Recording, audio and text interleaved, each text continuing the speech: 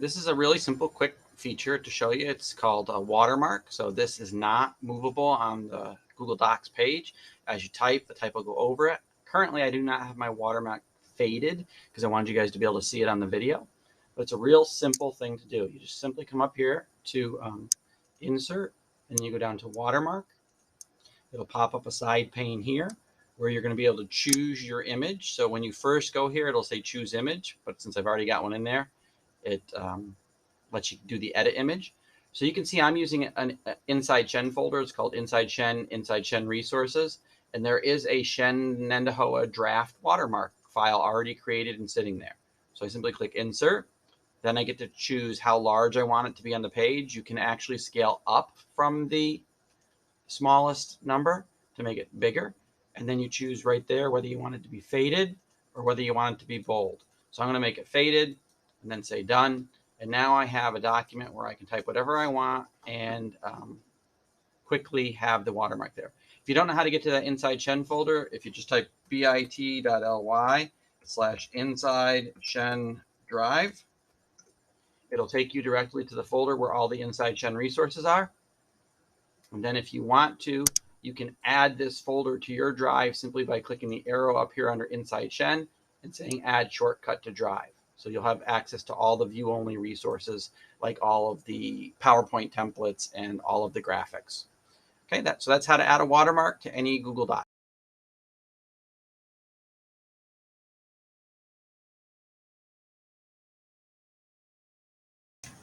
This week, I've been doing some more work in eDoctrina and just wanted to share two things from the week. One is basically a refresher on how to search the question bank for any released New York State test assessments. And the second thing is the new feature to annotate passages. So first thing, when you're in an assessment in eDoctrina and you go to the questions, there is a blue questions bank button. From the drop down, eDoctrina has an items bank, and if you click more filters, you can kind of filter down to find the test you're looking for. So for example, if I was a 6th grade ELA teacher, I could type the keyword released, and it would give me all of the released items from 2013. Same thing would happen for any Regents level course that a teacher is teaching. If I search 11th grade English language arts and search Regents, past exams pop up, and there's multiple pages going across the top. The new thing, if I go back to the tests that I've made, is in the online settings, there is a new button called Enable Passage Annotation, which is so cool because I know how many English language arts teachers want their students to annotate passages or annotate the text. So if this is clicked and you want to preview the assignment online and see what this annotate button is all about, you can see the passage is on the left-hand side, question on the right, and now there's an annotate button. Once the annotation tools pop up here, there's a couple things they can do. They can use a pen to underline, circle, box anything. There is a highlighter. All of these things can be changed colors with a save of a button.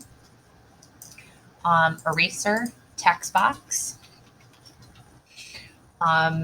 shapes, line feature, if I want my lines to be a little bit more straight, and an erase all annotations button.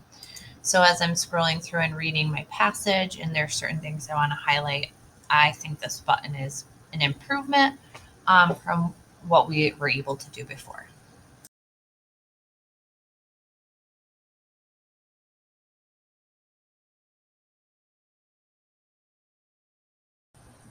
If you're feeling anything like I'm feeling right now, you're probably feeling like the school year is going by incredibly quickly.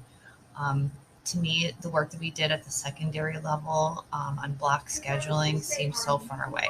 So this week I was able to go into a class, reacquaint myself with the block and what we're looking for the building blocks of a block schedule. Let me introduce you to Carrie Sloth, a 6th grade math teacher at Coda Middle School.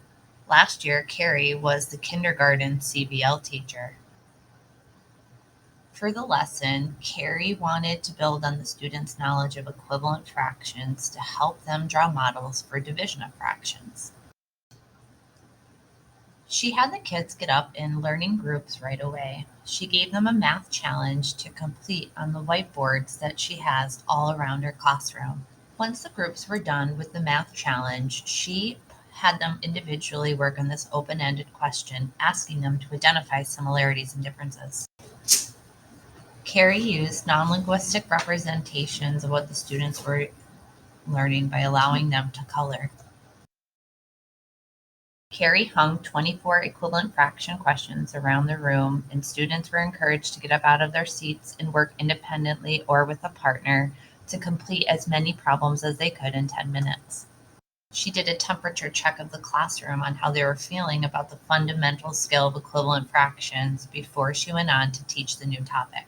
Carrie was kind enough to let me give the notes and summarize the lesson, and once they were done with their note-taking, they started homework and practice to finish the block. When looking at the building blocks for the block schedule checklist, there's so many things that Carrie hit upon. The lesson demanded high levels of student involvement and interaction. One activity flowed from the next, and before I knew it, the block was over. Every week, we're going to try to include instructional strategies to use in the block. Upcoming topics include great ideas for group work and some teachers that are using the modern learning classroom. If you have something that's working for you on the block that you think other teachers would benefit, please either schedule an appointment, I'll come in, do all the work, make the video, or you can shoot a video yourself and share it with us. Your contribution is a great way to collect evidence for Domain 4.